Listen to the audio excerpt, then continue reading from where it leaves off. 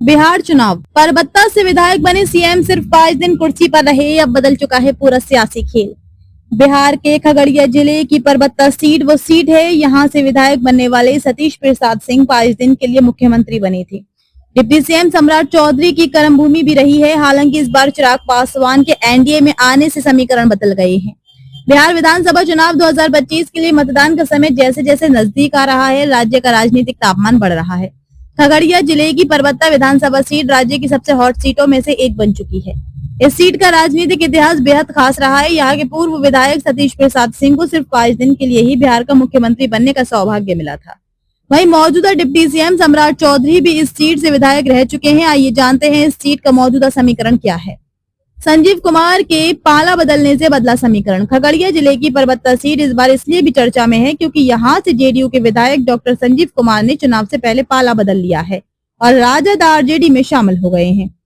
पिछले विधानसभा चुनाव 2020 में डॉक्टर संजीव कुमार ने सिर्फ 951 वोटों के बेहद कम अंतर से जीत हासिल की थी, जिसने सीट के समीकरण को हमेशा रोमांचक बनाए रखा है। हालांकि पिछले बार जेडीयू के संजीव कुमार की जीत का अंतर कम रहने की वजह चिराग पासवान की पार्टी का एनडीए के अलग होकर अकेले चुनाव लड़ना था।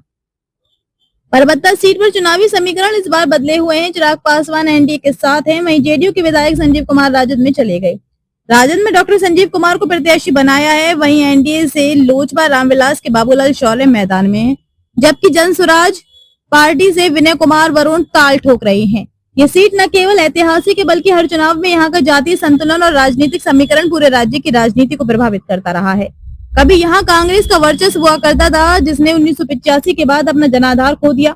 कांग्रेस के बाद जेडीयू ने अपनी पकड़ मजबूत की। अब तक 4 उपचुनाव समेत इस सीट पर 20 चुनाव हो चुके हैं। सर्वाधिक 7 बार कांग्रेस, 5 बार जदयू, 2 बार राजद और जनता दल ने जीत हासिल की है। खास बात यह है कि भाजपा बीजेपी को अब तक यहाँ जीत नसीब नहीं हुई है।